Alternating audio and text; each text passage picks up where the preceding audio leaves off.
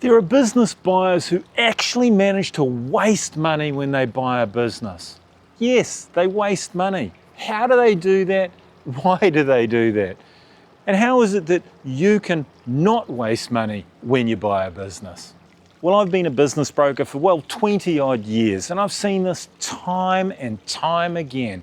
I've seen business owners wasting money when they buy a business. Now, it's simple to fix, easy to avoid. I don't know why they do it, but they do. So I'm going to tell you how not to waste money when you buy a business.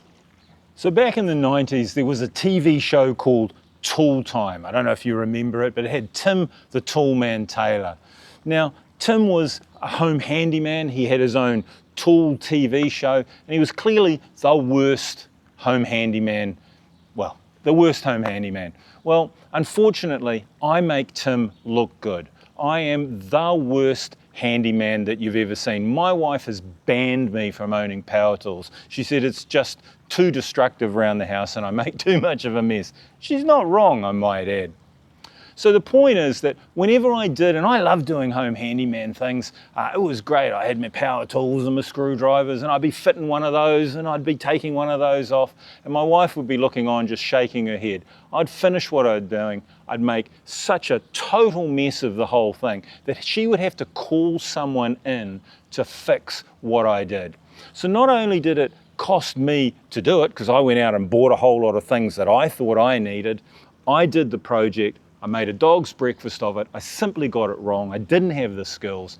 And then she had to call someone in, not only to remove what I did and do the project, but had to fix the mistakes I made. So it ended up costing us a whole lot more to do something that should have been reasonably cheap, reasonably quick, and reasonably efficient. And that's really the lesson here. You've got to know your own limitations.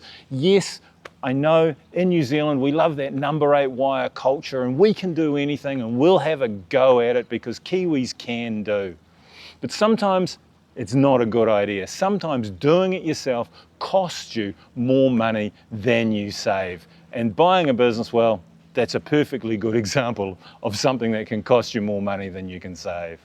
So what's the lesson here? Well, the lesson is doing it yourself actually costs you money. You try and save money because you think, well, I can do that. I don't need to get an expert in. But that's the very thing that you need to do. By using an expert, yes, it costs you a bit, but it saves you money in the long run. You don't make mistakes and you don't make costly mistakes. You get good advice. Well, I'm sure you know the old saying, if you think it costs a lot to hire a professional, look at what it costs when you use an amateur. So you need to use advisors who know what they're talking about, advisors who can walk the walk, advisors who talk the talk. You also need advisors who can actually get the job done. There's no point in having an advisor who's dead keen on some sort of financial or legal purity when what you want to do is you want to buy that business, you want it done right, and you want to be protected.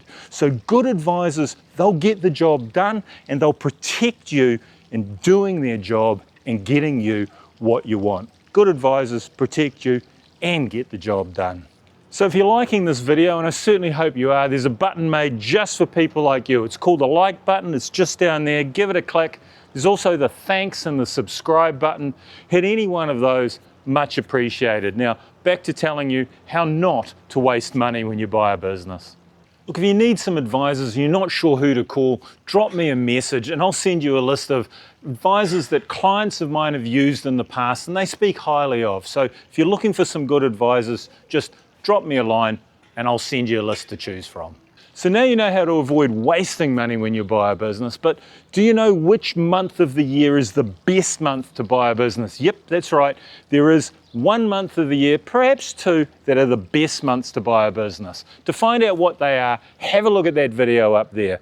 Thanks for watching. I'll see you over there. Cheerio.